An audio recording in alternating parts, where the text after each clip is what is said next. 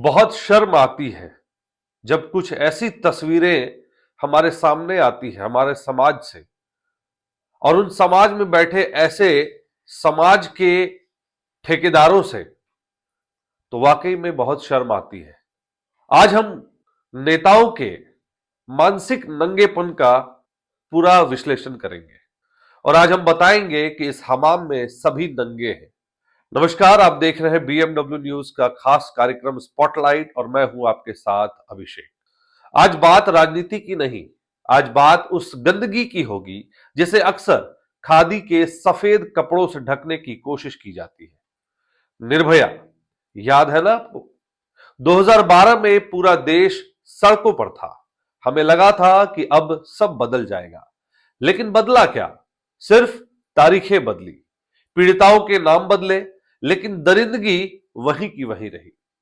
आज हम उन सफेद पोशों के चेहरों से नकाब हटाएंगे जो दिन में मंच से बेटी बचाओ का नारा देते हैं और रात के अंधेरे में बेटियों की अस्मत के सौदागर बन जाते हैं।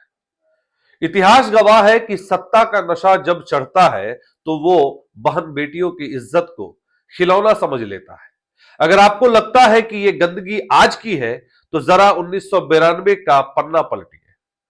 आपको याद होगा अजमेर 1992 का वो ब्लैकमेल और बलात्कार कांड, वो काला अध्याय जिसने देश की रूह कपा दी थी। सैकड़ों स्कूली लड़कियों को ब्लैकमेल किया गया, उनके साथ रेप हुआ और उनकी नग्न तस्वीरें ली गई। और इस घिनौने कांड के पीछे किनका हाथ था? उस वक्त के रसूखदार लोग और यूथ कांग्रेस के कई बड़े पदाधिकारियों के नाम इसमें सामने आए। फारूक चिश्ती हो या नफीस चिश्ती, ये वो नाम थे जिनके पहुंच सत्ता के गलियारों तक थी। उस वक्त भी लड़कियां चीखती रही, लेकिन सिस्टम ने अपनी आंखों पर पट्टी बांध ली थी। दशक बदल गए, पार्टियां बदल गई, लेकिन ये दोगलापन नहीं बदला।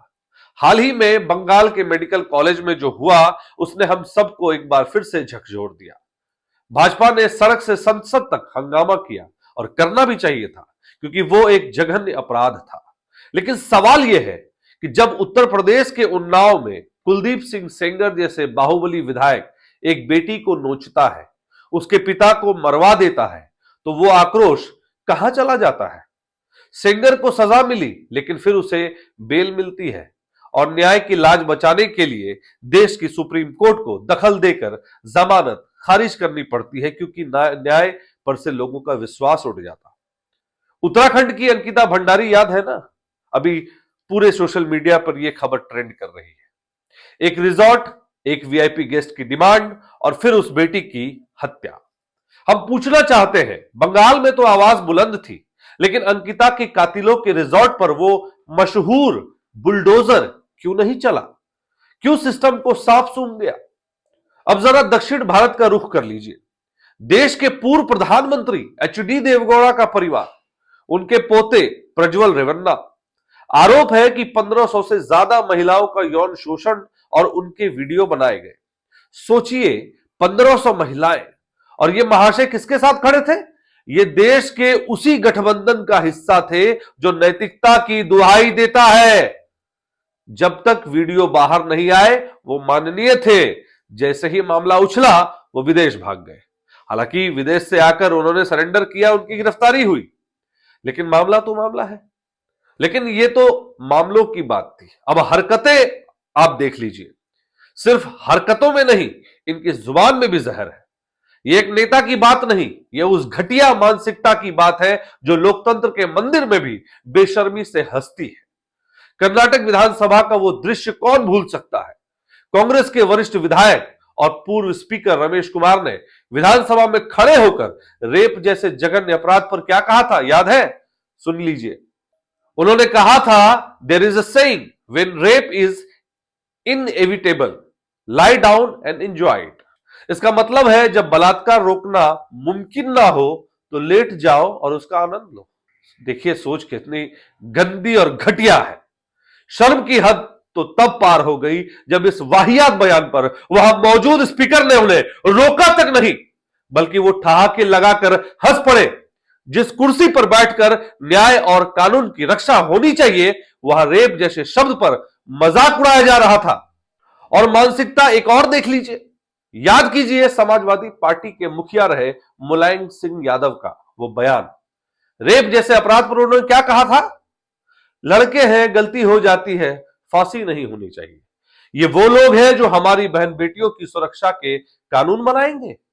आप इनसे उम्मीद कर रहे हैं? अब एक कड़वा सच सुनिए। एक आम आदमी अपनी समस्या लेकर नेताजी के दरबार में जाता है।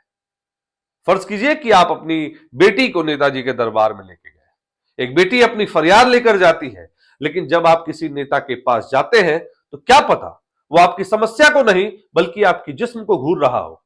क्या पता उसकी नजर आपकी फाइलों पर नहीं आपकी आबरू पर हो। यह डर बेबुनियाद नहीं है। हाल ही में खबरों और सोशल मीडिया पर एक वीडियो चर्चा में रहा जिसमें कथित तौर पर भाजपा की एक महिला मंत्री के पति खुलेआम लड़कियों की बोली लगा रहे थे। दावा किया गया कि वो महज 20,000 रुपए में लड़कियां लाने की बात कर रहे थे और यही भाजपा के एक बड़े कद्दावर नेता सड़कों पर ऐसी वाहियात हरकत करते दिखे। महिला के साथ ऑन रोड सेक्स करते नजर आ रहे थे। वो उसका वीडियो वायरल हुआ, उसको तत्काल भाजपा ने बर्खास्त किया। लेकिन मानसिकता देखिए, सोच देखिए। सोचिए जिन हाथों में आप सुरक्षा सौंपते हैं वो लड़कियों को बाजार का सामान समझ रहे हैं। बात चाल, चरित्र और चेहरे की हो तो गुजरात की फाइलें भी काली है। गुजरात में भाजपा के कार्यकाल के दौरान नलिया सेक्स कांड या चर्चित जासूसी कांड, जहां साहब के इशारे पर पूरे पुलिस तंत्र को एक लड़की की जासूसी में लगा दिया गया था, और वो बयानों वाला कांड जहां नेताओं ने कभी बिल्किस बानो के रेप के दोषियों को फूल मालाओं से स्वागत किया तो कभी महिलाओं के चरित्र पर उंगलियां उठाई। हालांकि बिहार भी इसमें पीछे नहीं है। बिहार का इतिहास भी बॉबी हत्याकांड और मिस पटना जैसे मामलों से रंगा है। उस दौर में साधु यादव जैसे बाहुबलियों का नाम गूंजता था, तो आज के दौर में सम्राट चौधरी जैसे रसूखदार नेताओं के नाम भी किसी न किसी विवाद के साए में चर्चा में आते रहे हैं। साथियों, सच यह है कि इस हमाम में सभी नंगे हैं।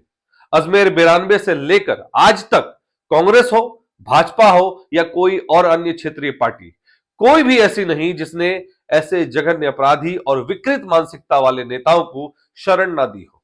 ये तमाम केसेस बताते हैं कि नेता वीआईपी होता है, उसे बचाया जाता है और शिकार बनती है आम जनता की बेटी। आज स्थिति यह है कि आम आदमी के पास चुनाव लड़ने की हैसियत नहीं है और जो पैसे वाले रसूखदार हैं उनकी नजर आपकी बहन बेटियों पर है और वो गलत नजर है। इसलिए ये जिम्मेदारी आपकी है, जब अगली बार वोट डालने जाए तो 10,000 के चक्कर में ना पड़े और चेहरे पर पुती सफेदी मत देखिए। उस सफेद कुर्ते के पीछे छिपे काले मन को पहचानिए। मुद्दों और चरित्र पर वोट दीजिए, वरना हम अपना नेता नहीं अपनी तबाही चुन रहे होंगे। इस खबर में हमने सभी पीड़ितों को न्याय दिलाने और सिस्टम की पोल खोलने की बात की है।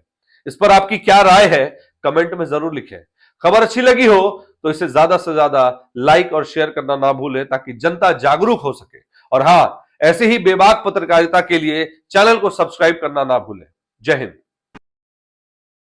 तमसोमा ज्योतिर्गमय गुरुकुल शिक्षा मंदिर संस्थान के साथ बनाए अपना भविष्य। रेगुलर और प्रोफेशनल कोर्सेज, सेकेंडरी और senior secondary courses, law, teachers training courses, pharmacy and nursing के साथ पैरामेडिकल में डायरेक्ट एडमिशन पाए। वेबसाइट विजिट करें या दिए गए नंबर पर कॉल करें। हमारा पता है गुरुकुल शिक्षा मंदिर संस्थान, कल्याण चौक, DS कॉलेज रोड, कटिहार।